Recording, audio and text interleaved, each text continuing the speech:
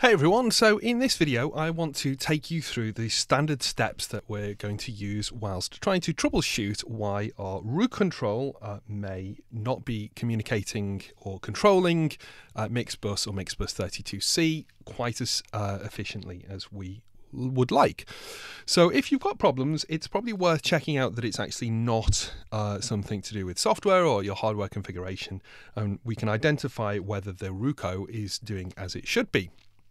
So the first thing I want you to do is to download and install a piece of software to monitor the MIDI. Now, don't use your digital audio workstation for this because, you might have problems with that might be causing the issues if you're having issues. So it's useful to just use a lightweight piece of software and check it works with some other MIDI equipment. So this is MIDI Monitor for the Mac by Snoise. I believe MIDI Aux or MIDI OX is the piece of software that most people who are using Windows use, and Linux users will be able to find a MIDI Monitor package somewhere. So the first thing I want to do is unplug my RuCo and make sure it's plugged into my computer directly into one of the onboard ports, not a hub, just in case we've got a problem with a good quality cable that we know works. So I'm going to do that now, and it's booting up, and you'll see sometimes a bunch of MIDI comes out and we can just clear that. So on screen on the actual RuCo, we should have a letter F if you're on firmware 1.5.2. If your fader is identified and working. So I'm powering this with a 9-volt 300 milliamp power supply, negative outside, positive inner, barrel jack, and that goes in just next to the USB control. And you'll notice that we get some data when I move that, but we'll come back to that in a moment. So I'm going to start off just by going through each of the modules from the top left and then the top right, and then moving down a row. So we'll go high frequency and high gain. So the first thing to do is to adjust our high frequency knob, and you'll see that we have note on, note off 2D, and that'll pop up occasionally when we're using the EQ32 module. So don't worry about that if it pops back up again. 2D is absolutely fine. If you've got preferences on here, you probably want to choose hexadecimal on for note name and controller format. I won't go through all of the decimal versions, but you can work them out. So I'm going to choose high frequency. I'm going to turn it clockwise a little bit, and we get 16 being the controller, and 0.2 for clockwise rotation, and 4.2 for anti-clockwise rotation. So that was high frequency. High gain, same thing, 17. High mid frequency, 14. High mid gain, 15. Low mid frequency, 12. You're getting the idea. Low mid gain, 13. Low frequency is 10, and low gain is 11.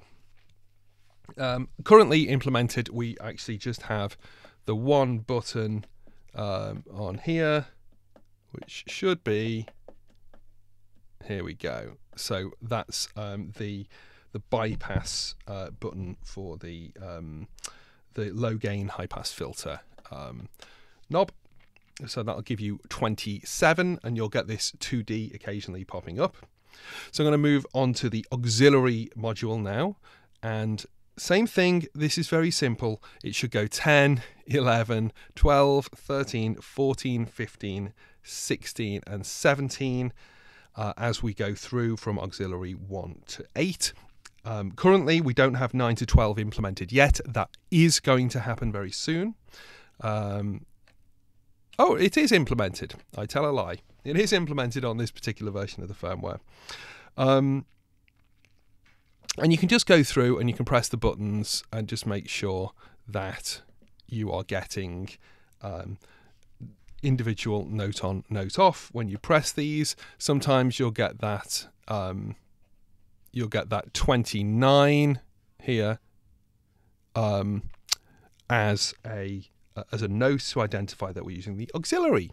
So I'm going to clear that, and we're going to move on to the faded dyne section.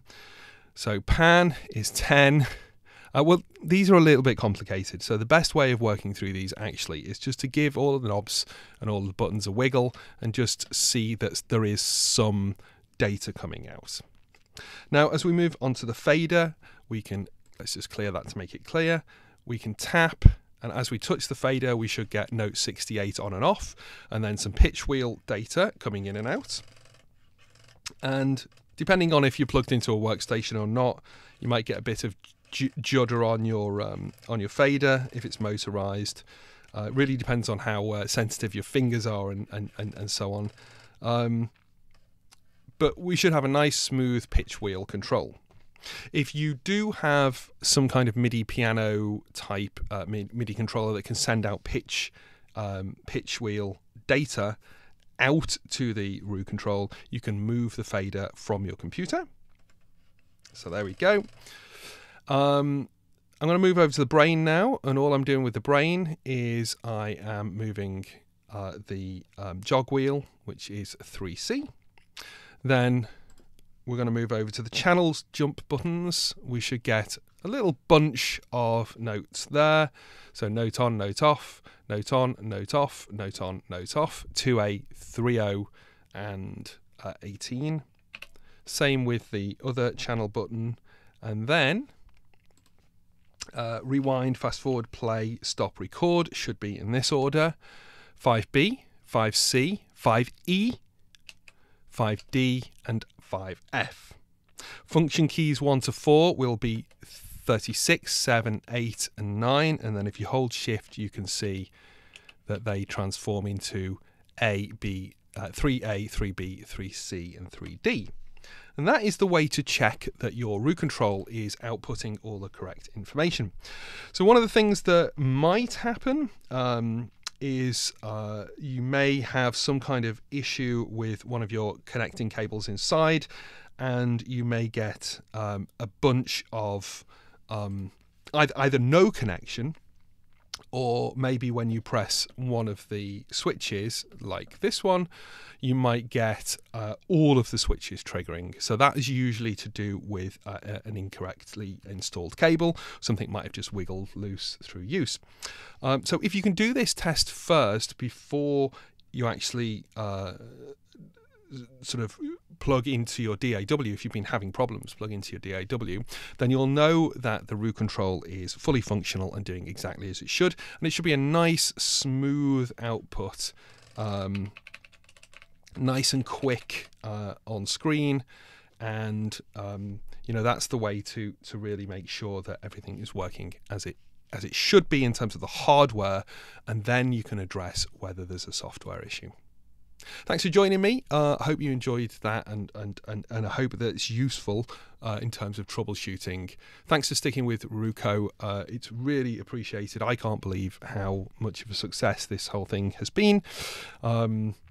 It's such a pleasure to have people all around the world using these units that are essentially built by, you know, myself and Jan, who's done some of the programming, and of course in the early days Joseph, who did a lot of the design.